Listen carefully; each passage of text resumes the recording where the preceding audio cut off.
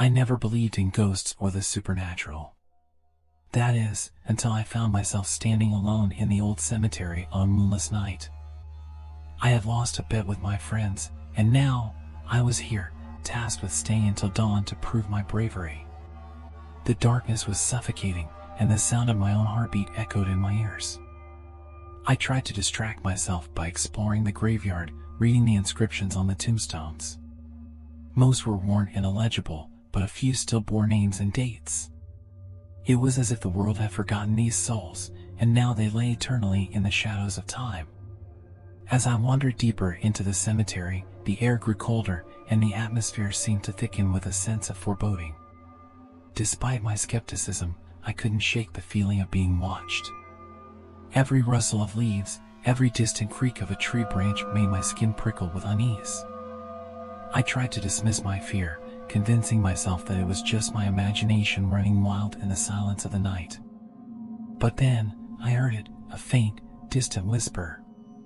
It was almost indistinguishable from the wind, but there was something otherworldly about it, something that made my heart stop for a moment. "Help us." The voice was barely audible, but the plea was unmistakable.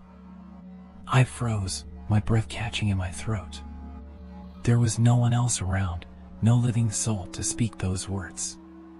My mind raced, trying to rationalize what I had just heard, but there was no logical explanation. Summoning my courage, I called out into the darkness, "Who's there? Is someone in need of help?" No response. Only the echo of my own voice returned to me, mocking and empty. I continued my exploration, my unease growing with each step. The graveyard seemed to shift around me, as if the tombstones were rearranging themselves in the shadows. A cold sweat broke out on my forehead as I stumbled upon a particularly ancient section of the cemetery. The gravestones here were weathered beyond recognition, and the ground felt uneven beneath my feet. Then, I saw her, a figure standing among the tombstones, draped in a tattered white dress that swayed gently in the breeze. The moon emerged from behind the clouds, casting a dim light on her pale, haunting features. I couldn't see her face clearly, but her hollow eyes stared right through me, sending a chill down my spine. Without thinking, I took a step back, my heart pounding in my chest. "Who are you?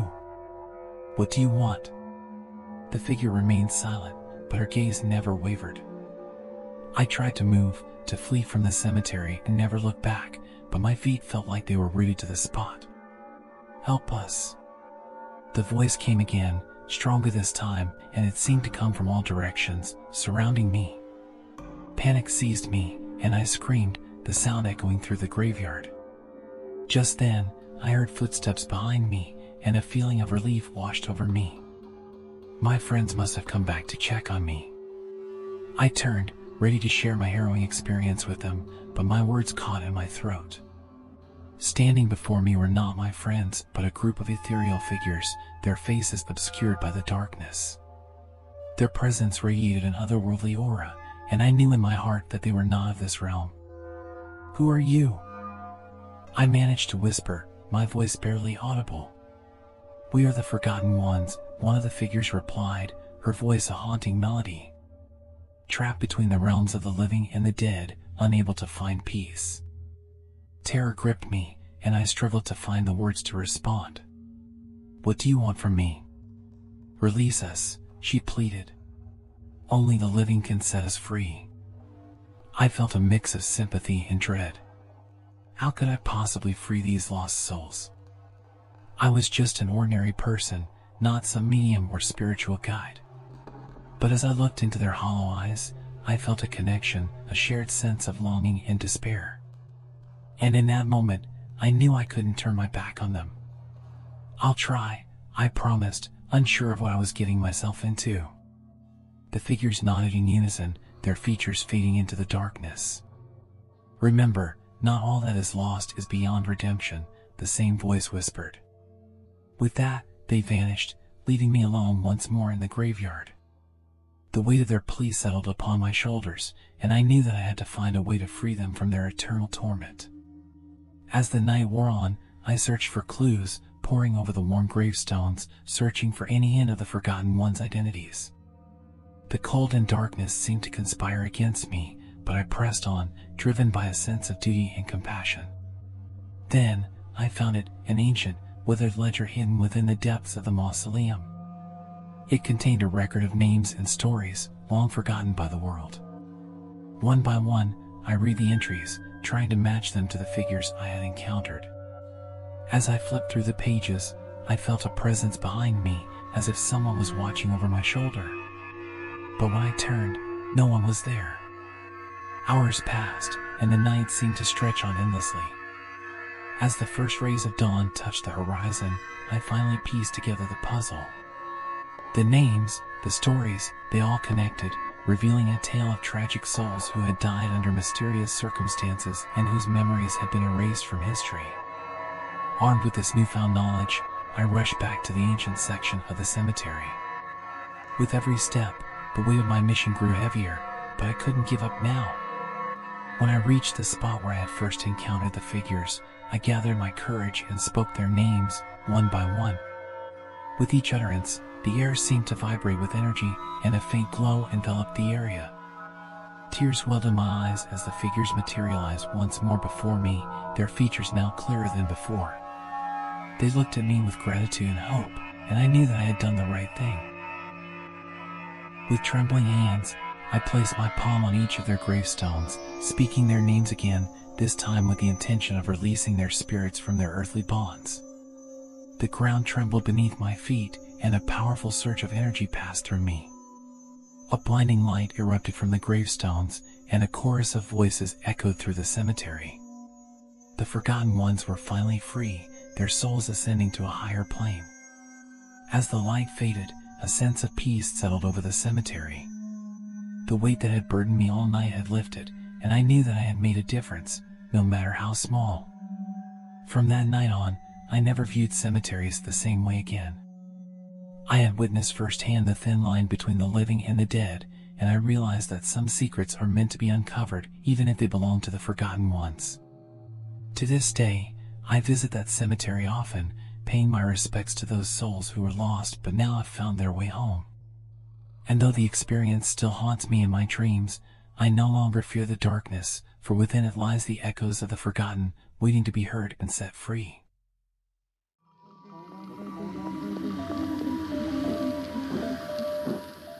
As the cemetery manager, my days were spent overseeing the solemn grounds, ensuring everything ran smoothly for the bereaved families who sought solace in their darkest hours. It was a peaceful job, one that allowed me to reflect on the fragility of life. But one fateful evening, as I was preparing to leave after a long day, a chilling darkness began to envelop the graveyard, setting off a chain of events that would forever haunt my dreams. It was an unusually foggy night, and the moon's pale light struggled to penetrate the thick mist. I shivered as an eerie feeling washed over me, a sensation as if I were being watched by unseen eyes. Nevertheless, I dismissed it as my imagination running wild and hurried to my car, eager to leave the unsettling atmosphere behind. As I approached my car, I noticed a figure standing by a weathered gravestone. The dim glow of the streetlights revealed the silhouette of a woman dressed in an old-fashioned morning gown, her face obscured by a lace veil. Her presence alone sent a shiver down my spine, but something about her was magnetic, drawing me closer despite my instincts screaming for me to stay away. "Are you lost?" I called out, trying to mask the unease in my voice. She turned slowly, her movements as fluid as a ghost's. "Lost? No. I have always been here," she replied in a voice that carried a hint of sorrow. Curiosity mingled with fear, and against my better judgment, I approached her cautiously. "Can I help you with something?" "Help me find my resting place," she whispered, her voice barely audible above the wind. Her words puzzled me. How could she be searching for a grave? But before I could ask more questions, she glided away, disappearing into the labyrinth of tombstones. A mixture of concern and dread compelled me to follow her, my footsteps echoing through the haunted silence. The fog seemed to grow thicker as I ventured further into the heart of the cemetery, and the path before me became an enigmatic maze. Each step felt heavier, as if an unseen force was trying to keep me from unraveling the mystery of the veiled woman. Suddenly, a blood-curdling scream pierced through the darkness, sending me reeling back. The cry sounded like a tortured soul, and I knew I couldn't ignore it. Pushing through my fear, I followed the chilling sound, each step making my heart race faster.